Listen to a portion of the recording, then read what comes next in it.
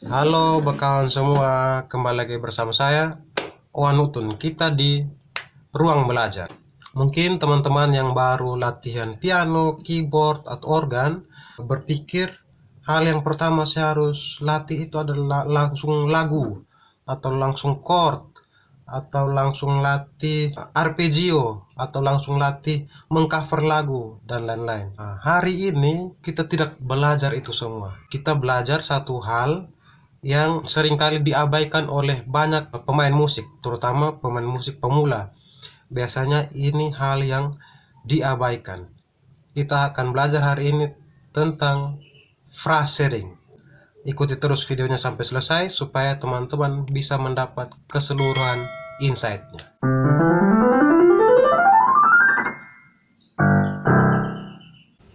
Oke teman-teman, untuk mengerti sebenarnya apa itu phrasing, mari kita perhatikan kalimat berikut. Di dalam kalimat ini ada dua informasi yang mau disampaikan. Yang pertama,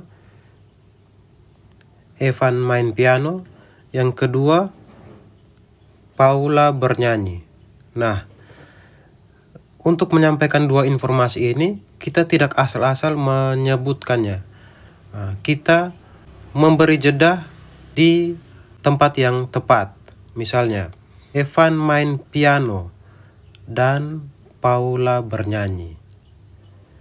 Kita tidak asal-asalan memberi jeda seperti misalnya Evan main piano dan Paula bernyanyi. Kita tidak memberi jeda seperti itu. Atau Evan main piano dan Paula bernyanyi. Kita beri jeda sesuai dengan maksudnya. Evan main piano dan Paula bernyanyi. Nah, demikian kita menyampaikan informasi itu dengan tepat seperti apa yang dimaksudkan. Jadi yang pertama yang kita harus perhatikan adalah pemenggalannya. Lalu yang kedua yang kita harus perhatikan adalah intonasinya. Evan main piano dan Paula bernyanyi. Evan main piano dan Paula bernyanyi. Jadi intonasinya kurang lebih seperti ini, naik, datar, lalu turun. Jadi Evan main piano dan Paula bernyanyi. Nah, kita tidak asal-asalan memberi intonasi untuk menyampaikan informasi ini.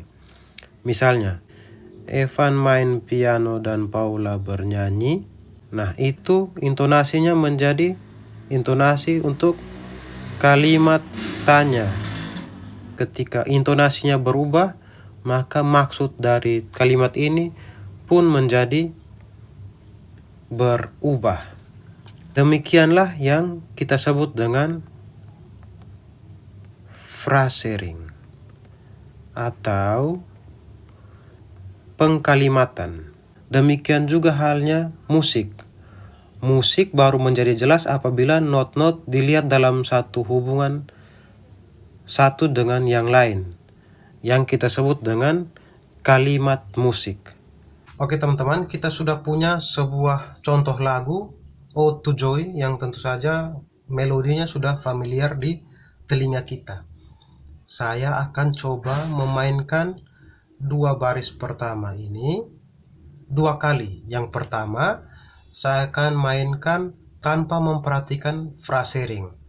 Yang kedua, saya akan memainkan dengan coba memperhatikan phrasingnya. Mari kita simak bersama. Yang pertama, tanpa memperhatikan phrasing.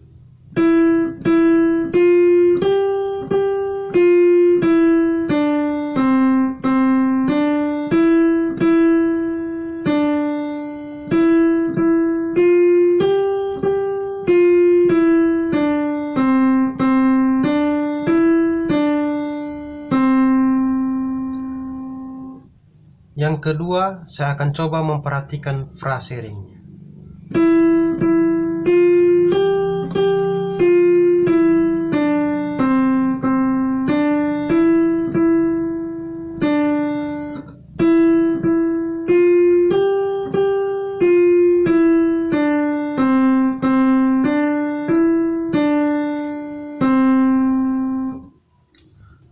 kalau teman-teman perhatikan, yang pertama tadi saya mainkan dari awal sampai akhir itu tanpa jeda, bersambung sampai akhir. Nah, sedangkan yang kedua, waktu saya coba memperhatikan phrasing, di akhir baris pertama saya beri jeda sedikit untuk masuk ke baris yang kedua. Nah, ini kita bisa perhatikan atau kita bisa bandingkan saat orang bernyanyi.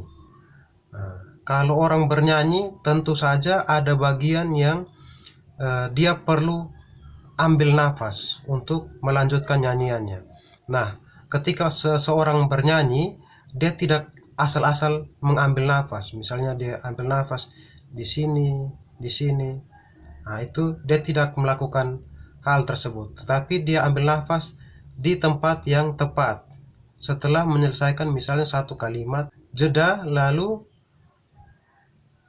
diselesaikan sampai selesai. Nah, jadi kunci waktu memainkan alat musik bukan yang penting lancar dari awal sampai akhir.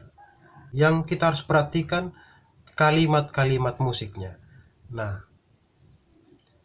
meskipun tanpa lirik, kita bisa menyampaikan ide dari lagu dengan memperhatikan phrasing. Oke teman-teman, kita lihat ke contoh lagu yang berikut. Di lagu ini saya akan menggunakan bunyi organ. Jadi tadi kita gunakan bunyi piano, sekarang kita gunakan bunyi organ. Kita perhatikan di sini dia sudah memberi tanda slur atau legato, yang mana artinya dimainkan dengan bersambung. Nah, kita perhatikan tiap kalimat ini kita mainkan dengan terputus di sini. Jadi di sini ada jeda seperti kita mengambil nafas. Kita perhatikan contohnya.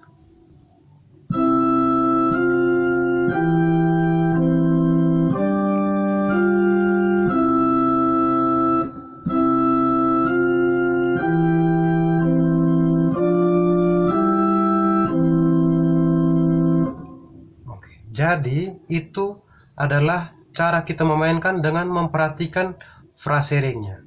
Yang berikut ini saya coba mainkan tanpa memperhatikan phrasing.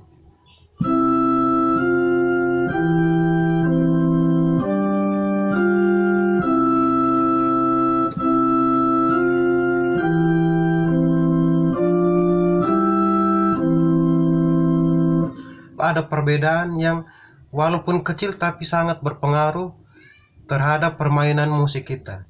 Nah, tanpa phrasing, lagunya menjadi datar saja, tidak ada yang disampaikan, kalimatnya tidak jelas. Nah, dengan menggunakan phrasing, apa yang kita sampaikan lewat musik kita bisa tersampaikan dengan jelas. Teman-teman, di contoh yang ketiga ini kita punya sepenggal lagu daerah dari NTT. Judulnya Boleh Lebo. Dalam penggalan lagu Boleh Lebo ini, kita akan coba perdalam lagi apa yang dimaksudkan dengan phrasing. Tadi di contoh pertama dan kedua, kita sudah belajar bagaimana kita memberi jeda antar kalimat. Kalimat A dan kalimat B kita beri jeda seperti kita mengambil napas. Nah, sekarang di contoh ketiga, kita lihat bagaimana kita memberi intonasi dalam kalimat musik. Sama seperti penjelasan yang awal tadi, dalam menyampaikan kalimat, kita perhatikan jeda atau tempat di mana kita ambil nafas. Yang kedua, kita perhatikan intonasi. Secara sederhana, kita bisa meniru bagaimana kita bicara. Saat kita bicara, kita tidak datar saja. Misalnya, saya bermain piano. Kita tidak menggunakan intonasi yang datar saja, seperti saya main piano. Tetapi kita menggunakan intonasi dalam menyampaikan kalimat tersebut. Saya main piano. Nah, demikian kita akan coba terapkan itu dalam kalimat musik. Kita bisa lihat di situ ada dua kalimat. Yang pertama ini, yang kedua ini. Kita coba mainkan tanpa memperhatikan intonasi.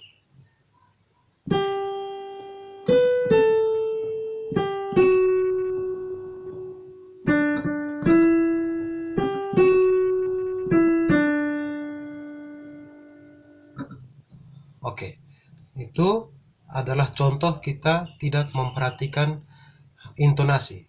Nah, bagaimana kita coba menerapkan intonasi ke dalamnya? Kita perhatikan kalimat satu ini.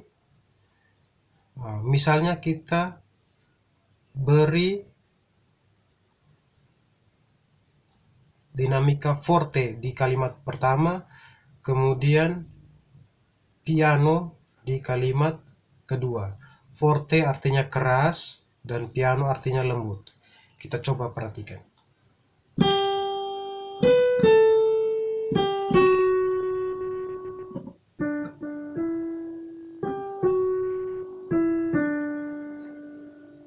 Kita lihat ada perbedaan antara kalimat pertama dan kalimat kedua. Kalimat pertama forte, kalimat kedua piano. Sekarang kita coba balik. Kalimat pertama piano, kalimat kedua forte.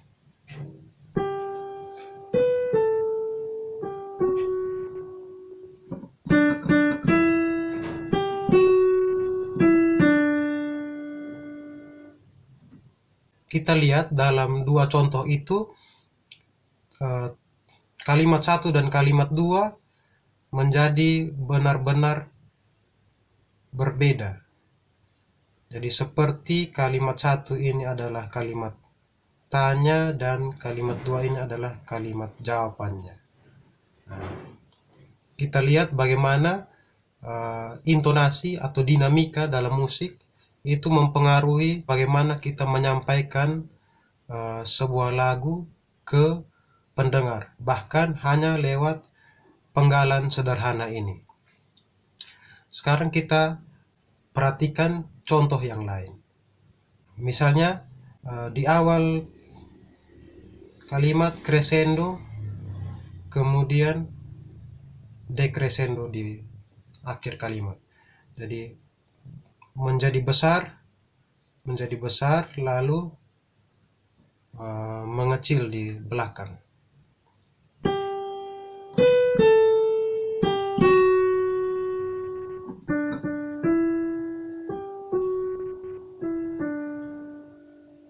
Itu adalah salah satu cara bagaimana kita memberikan intonasi atau memberikan dinamika dalam permainan musik kita. Tidak hanya itu, masih ada beberapa contoh lain. Misalnya, kita perlambat di bagian akhir. Kita coba rubah nadanya menjadi do, si, re, do. Di bagian akhir kita ubah nadanya. Dan di akhir kita beri ritardando atau diperlambat.